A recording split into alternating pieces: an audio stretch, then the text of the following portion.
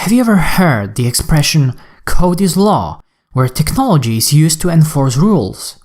In that case, do we even need lawyers? Or maybe we can live in a fully automated world, where code dictates what we can and cannot do.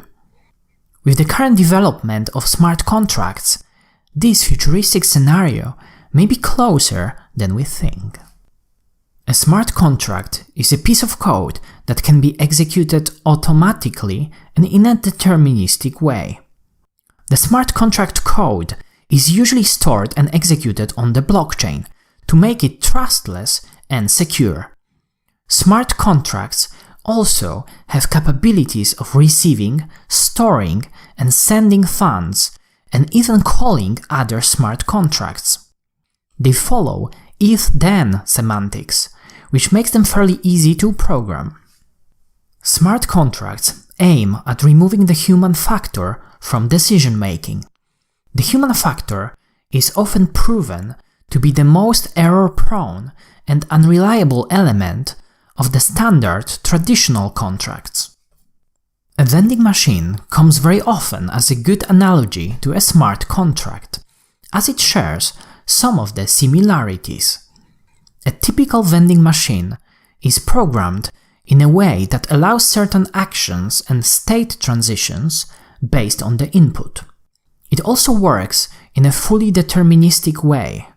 For example, if you want to buy a can of Coke that costs $2 and you only have $1, no matter how many times you try, you won't be able to get the drink. On the other hand, if you insert $3, the machine will give you a can of Coke and appropriate change. Even the change that is given is selected in a predefined and programmed way, based on which coins are available and which coins the machine wants to get rid of first. A smart contract can rely purely on the information available on the blockchain. For example, if you give me 10 tokens A, I'll give you 10 tokens B. Or it can rely on an external data source, for example, on the Ethereum or S&P 500 price. The latter example makes smart contracts more difficult as they have to trust real-world data. The needed trust can be minimized by using Oracle services, but even the Oracle services have to be trusted. There are already a few projects that by using certain incentives make oracles more likely to provide correct data. Chainlink is a project that clearly stands out in this category. Ethereum is a good example of a blockchain that supports smart contracts and make it possible for a programmer to implement their own smart contracts. A smart contract can be written in a programming language called Solidity, which was created specifically for that purpose. In Ethereum, all the deployed smart contracts are immutable. This means that once deployed, they cannot be modified, which creates certain risks that we're going to discuss later. Smart contracts on Ethereum are also decentralized, which means there is no single machine controlling the contract. In fact, all the nodes on the Ethereum network store the same contract with exactly the same state. Although Ethereum is currently the most popular general-purpose smart contract platform, it is not the only one, and it has a few competitors. Some of them are Cardano, Tezos, EOS, and Tron, but not all of them share the same characteristics. The term smart contract was coined by a well-known cryptographer, Nick Szabo, in the early 1990s. The name, although not the most self-explanatory, stuck and is commonly used especially in the blockchain industry. To see the benefits of smart contracts, let's compare a hypothetical smart contract to its equivalent in the traditional space. Let's say we want to write the following contract. If Alice sends X number of tokens A, and Bob sends the same number of tokens B, the tokens will be swapped, and Alice will receive Bob's tokens, and Bob will receive Alice's tokens. In a non-smart contract world, one way of achieving that, without Alice having to trust Bob and Bob having to trust Alice, would be to create an escrow contract with a third party. The third party would collect tokens A from Alice, wait for the same number of tokens B from Bob, and send Alice and Bob their respective swapped tokens. This approach already shows a few problems that Alice and Bob may be facing. Trusting intermediaries. There is no guarantee that the third party will not run away with the tokens after receiving funds from Alice and Bob. We have to rely on the reputation of the intermediary and potential insurance. This approach is not deterministic, and if something goes wrong, it may have different outputs depending on multiple factors, including the jurisdiction where a potential case would be settled in. On the other hand, the smart contract would work in a fully automated and deterministic way, making sure that both of the parties receive funds when they meet the initial criteria of depositing coins. Smart contracts can also hold funds within themselves, which is just not possible to achieve in the traditional world. Speed. Depending on the intermediary, Alice and Bob may have to wait even up to a few days or weeks to settle the transition of tokens. What if they want to swap tokens on Sunday? Is the intermediary even operating? With smart contracts, these kinds of problems go away, and a contract can be fulfilled seconds after the initial criteria are met. Cost.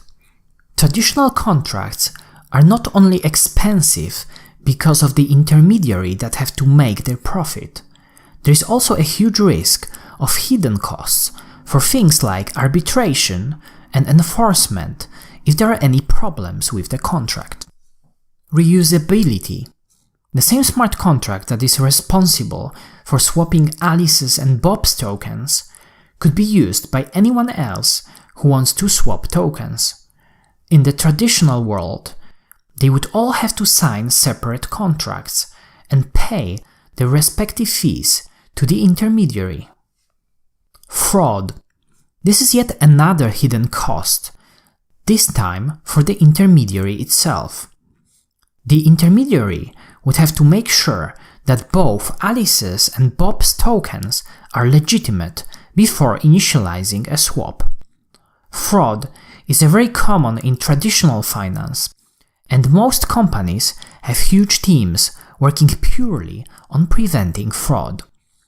With smart contracts, the tokens can be verified on the blockchain, and with digital signatures, it's clear straight away if both Alice and Bob are eligible for spending their tokens. Smart contracts have a growing number of use cases, ranging from payments and decentralized finance to supply chain and crowdfunding. Smart contracts are also the basic building blocks for decentralized applications, or dApps. Let's talk about a few examples of smart contracts. Decentralized finance, or DeFi, is one of the new industries that rely heavily on smart contracts. Some of the things that have been already built in this space include decentralized stablecoin. With a clever use of smart contracts and certain incentives, we can create a stablecoin that is pegged to the US dollar without having to store dollars in the real world. MakerDAO is one of the companies that makes it possible. Automated liquidity provisioning. A set of smart contracts can allow users to provide liquidity and swap tokens in a complete, permissionless, and decentralized fashion. Uniswap or Kyber network are good examples of such protocols. Another use case is providing more transparency to the supply chains, where protocols like Origin Trail comes to play. When it comes to crowdfunding, you can imagine a contract that unlocks funds as soon as certain goals are met and verified by the community. This doesn't stop here. Time for a bit more futuristic examples. What if smart contracts could facilitate things like ride-sharing, apartment rentals, and much more? How about charity? You can imagine a fully automated fund that would send money directly to the people who need them the most, without any intermediaries.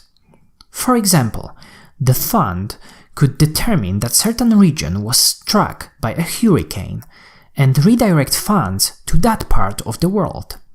For now, it sounds quite impossible, but all the necessary elements to make something like this happen are being built while we speak. The use cases for smart contracts are almost infinite, but before we can achieve all of that, we have to tackle a few problems. One of the main risks when it comes to smart contracts is something that haunts every other software: bugs. The best example of a bug in a smart contract is the DAO hack that resulted in millions of dollars worth of Ether lost, as the attacker was able to drain funds from the smart contract. This caused Ethereum to hard fork and created a lot of disagreement in the Ethereum community. Since the DAO hack, the Ethereum community came up with a lot of extra security measures.